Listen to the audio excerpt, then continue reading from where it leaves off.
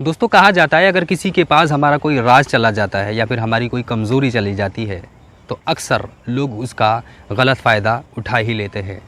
और अगर किसी को ये मालूम हो जाए कि हम किसी से बेइंतहा मोहब्बत करते हैं और जिसके बगैर हम एक पल सुकून से नहीं रह सकते हैं, और अगर उसी की जान पर बन आए, यानी अगर आपको ये कह दिया जाए कि अगर तुमने किसी सच्चाई को दुनिया के सामने लाने की कोशिश की तो जिससे तुम बेइंतहा मोहब्बत करते हो उसका कत्ल कर दिया जाएगा, उसकी हत्या कर दी जाएगी।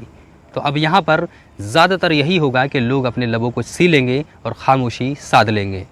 लेकिन कई बार ऐसा भी हो जाता है कि जिसको हम अपनी कमज़ोरी समझ रहे होते हैं वही हमारी ताकत बनकर हमारे सामने खड़ा हो जाता है और वही हमें न्याय दिलाता है, वही हमें इंसाफ दिलाता है। आज की जो सच्ची घटना, सच्ची कहानी मैं आपको बताने जा रहा हूँ, सुनाने जा रहा हूँ, जिसे सुनने के बाद यकीनन आपका कलेजा काँप जाएगा और आपके रोंगटे खड़े हो जाएंगे और आप सोचने पर मजबूर हो जाएंगे कि आखिर दुनिया में कैसी कैसी मानसिकता के लोग रहते हैं, और आपकी आंखों से आंसू जारी हो जाएंगे। नमस्कार, आदाब, सत्य श्री अकाल में हूँ आपके साथ यहया खान सोज़। दोस्तों, यूपी के ललितपुर में एक 17 साल की बच्ची और एक माँ अपने हाथ में 2 पेज का लेटर लेकर ललितपुर कोतवाली पहुँचते हैं और पहुँचने के बाद उस लेटर को एसएचओ के सामने रख देते हैं। फिर जिस पर एसएचओ उस लेटर को उठाते हैं और उसे पढ़ना शुरू करते हैं। दरअसल ये 2 पेज का लेटर नहीं बल्कि इस 17 साल की बच्ची के पीछे 6 साल की ज़िंदगी है, जिसमें इसने एक दुखों का पहाड़ को बर्दाश्त किया है, दुखों के पहाड़ को झेला है। जैसे ही एसएचओ इसे पढ़ना शुरू करते हैं तो उनकी आंखों में आंसू आ जाते हैं और वो सोचने पर मजबूर हो जाते हैं आखिर इस बच्ची ने इतना बड़ा पहाड़ कैसे झेला है। जिस पर ये ज़ारो कतार रोना शुरू कर देते हैं, लेकिन इनके सामने से उठते हैं, माँ के सामने से उठते हैं, बेटी के सामने से उठते हैं, बाहर जाते हैं और वहाँ पर वो अपने आंसू रोक नहीं पाते हैं, थाम नहीं पाते हैं और इनके ऊपर एक अजीब सी कैफियत तारी हो जाती है। जिस पर ये एसपी को फ़ोन करते हैं और फ़ोन करने के बाद कहते हैं कि मेरी सारी ज़िंदगी में कभी भी ऐसा मामला नहीं आया जिसने मुझे पूरी तरह झकझोर कर रख दिया हो। मेरे ऊपर एक अजीब सी कैफियत तारी है जिसने मुझे पूरी तरह बेचैन कर दिया है और मेरे दिमाग ने काम करना बंद कर दिया है। आखिर आप ही बताइए कि इस मामले का क्या करना है।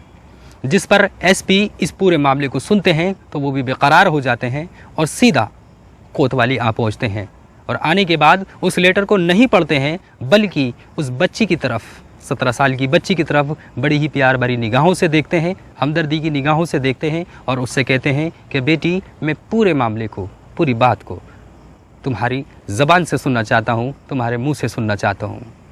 जिस पर ये बच्ची अपनी कहानी एसपी को बताना शुरू करती है, जिस पर एसपी भी बहुत ज़्यादा मायूस हो जाते हैं। दरअसल बात ही कुछ ऐसी थी, अगर आप इसको सुनेंगे आपके भी रोंगटे खड़े हो जाएंगे और आपकी आंखों से भी आंसू जारी हो जाएंगे। फिर ये बच्ची अपने आप भी थी एसपी साहब को बताना शुरू करती है, जिस पर वो बताती है कि एक रोज़ मैं घर पर थी और मेरे पिता मेरे पास आए और आने के बाद मोबाइल में एक वीडियो लगाकर मेरे हाथ में थमा दी और मुझसे कहा कि बेटी, तुम बहुत मोटी हो रही हो और ख़ूबसूरत भी होती जा रही हो, लिहाजा तुम इस वीडियो को देखो, ये वीडियो तुम्हारे लिए ही बनाई गई है।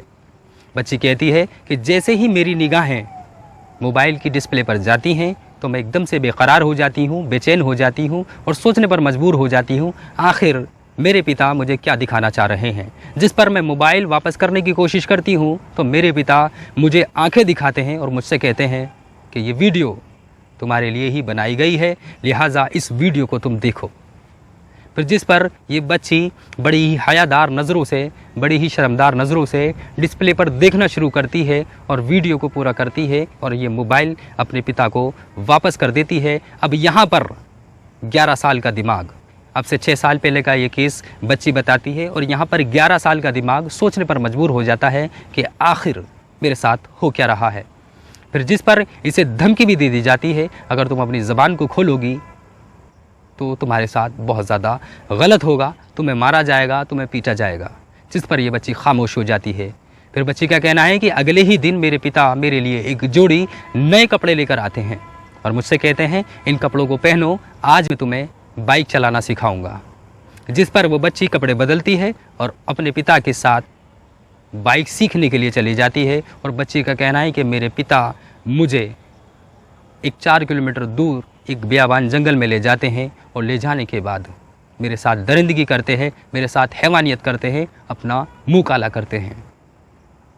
और जिसके बाद इस बच्ची को धमकी भी दे दी जाती है, यदि किसी से तुमने अपनी ज़बान को खोला और सच को बताने की कोशिश की तो जिससे तुम बेइंतहा मोहब्बत करती हो, जिससे तुम बेइंतहा प्यार करती हो, उसका कत्ल कर दिया जाएगा, उसकी हत्या कर दी जाएगी। यानी उसकी माँ का कत्ल कर दिया जाएगा और उसकी माँ की हत्या कर दी जाएगी। जिस पर ये बच्ची सहम जाती है, डर जाती है, खामोश हो जाती है और फैसला ले लेती है कि मैं अपने लबों को सीलूँगी, लिहाजा मुझे अपनी माँ की जान पर कोई ख़तरा नहीं पहुँचाना है, मुझे अपनी माँ सही सलामत चाहिए।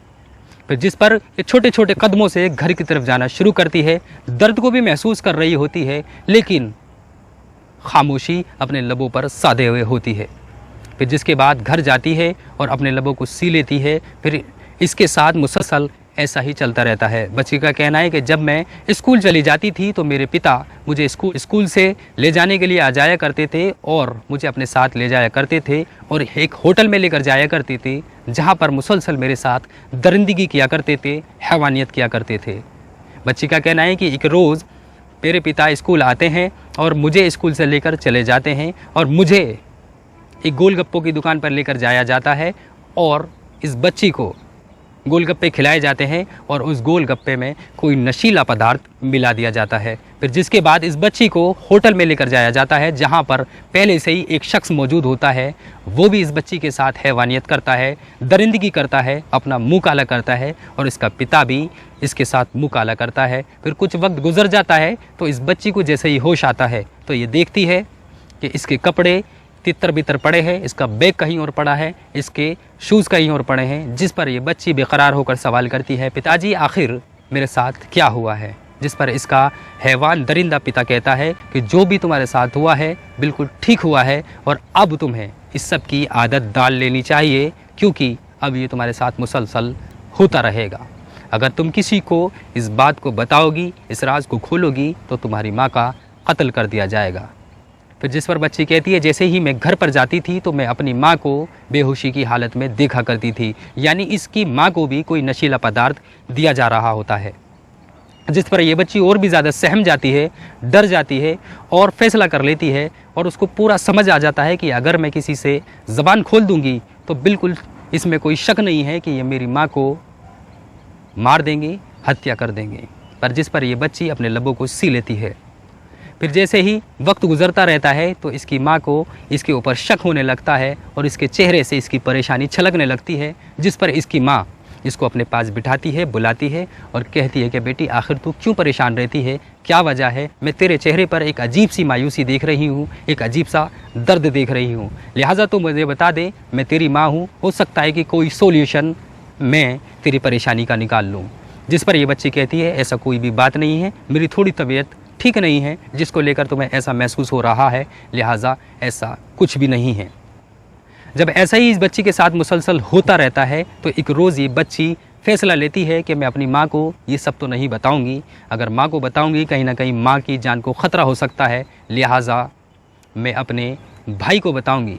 जिस पर एक रोज़ ये मौका पाकर अपने भाई को पूरी दास्तान रो रो कर बताती है। और फिर इस बच्ची का कहना है कि जैसे ही मेरी निगाहें अपने भाई की तरफ उठती हैं तो मैं अपने भाई के चेहरे में अपना भाई नहीं देखती हूँ, बल्कि उसके अंदर एक हैवान दिखती हूँ, उसके अंदर एक शैतान देखती हूँ। जिसके बाद ये भी मेरे साथ मुँह काला करता है, मेरे साथ दरिंदगी करता है, हैवानियत करता है।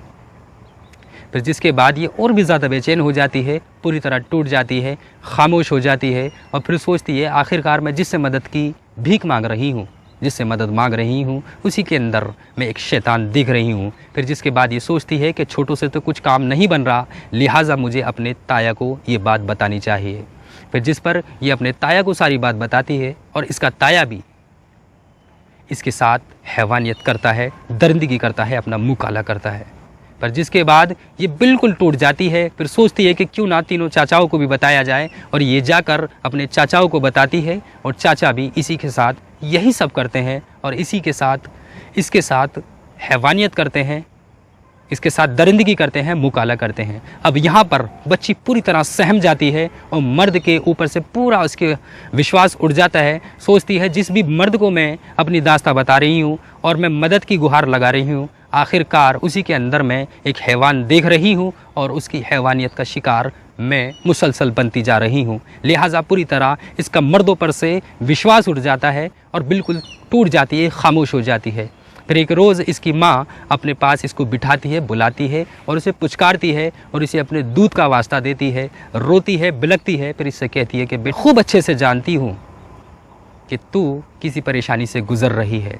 जिस पर यह बच्ची टूट जाती है और अपनी माँ को ज़ारो कतार रो रो कर अपने आप बीती बताने शुरू करती है, जिस पर माँ का भी रो रो कर बुरा हाल हो जाता है और उनके मानो जैसे उनके पैरों तले ज़मीन निकल जाती है। ये बच्ची अपनी दास्तां बता रही होती है, माँ सुन रही होती है और दोनों ही ज़ारो कतार रो रही होती हैं। फिर जिसके बाद इसकी माँ पूरी तरह फ़ैसला ले लेती है कि मैं तेरी मदद करूँगी, मैं तुझे इंसाफ दिलाऊँगी, मैं तुझे न्याय दिलाऊँगी। फिर जिसके बाद ये फ़ैसला लेती है और उसके बाद 12 अक्टूबर 2021 को यूपी के ललितपुर कोतवाली पहुंचते हैं, जहां पर यह पूरा मामला बताया जाता है। इस पूरे मामले को सुनने के बाद कहीं ना कहीं एसपी भी रोने लगते हैं, लेकिन वो अपने आप को संभालते हैं और सिर्फ इसलिए संभालते हैं, यदि मैं भी इनके सामने रो दिया, मैं फिर इनको किस तरह विश्वास दिला पाऊँगा, किस तरह यकीन दिला पाऊँगा कि इस बच्ची को जो इंसाफ मिलने वाला है उसे इसी दहलीज से मिलने वाला है, इसी दर से मिलने वाला है। लिहाजा एसपी अपने आप को संभालते हैं और पुलिस पूरे तरीके से इस मामले की जांच में जुट गई है और बहुत ही जल्द इस बच्ची का बयान भी कोर्ट में दिया जाएगा और इस बच्ची को पूरी तरह प्रोटेक्शन भी दी जा रही है, कहीं ऐसा ना हो कि इसकी जान को किसी किस्म का ख़तरा हो जाए। अभी इस पर पुलिस पूरी तरीके से जांच कर ही रही थी कि इसमें एक और मामला सामने निकल कर आता है। इस बच्ची का भाई बताता है कि पापा मुझे ज़बरदस्ती अपने पास सुलाया करते थे और मेरे साथ वो सब किया करते थे जिसको मैं बयान भी नहीं कर सकता। दोस्तों, अब आप ऐसे बाप के बारे में, आप ऐसे पिता के बारे में क्या सोचते हैं और ऐसे पिता को किस किस्म की सज़ा होनी चाहिए, आप हमें कमेंट सेक्शन में कमेंट कर ज़रूर बताइएगा। दोस्तों, इस कहानी को और इस घटना को बताने का उद्देश्य किसी का दिल दुखाना नहीं है, किसी को ठेस पहुंचाना नहीं है, बल्कि आप सभी को सचेत करना है कि आप जहां भी रहें सुरक्षित रहें, सावधान रहें। मैं उम्मीद करता हूं कि आप जहां भी रहेंगे सुरक्षित रहेंगे, सावधान रहेंगे। इसी के साथ मैं याह्या खान सोज़ आपसे इजाज़त लेता हूं। मैं फिर से हाजिर रहूंगा किसी सच्ची घटना के साथ, किसी सच्ची कहानी के साथ। तब तक आप अपना ख्याल रखें, सावधान रहें, होशियार रहें। नमस्कार, आदाब, सत्य श्री अकाल, जय हिंद, जय भारत।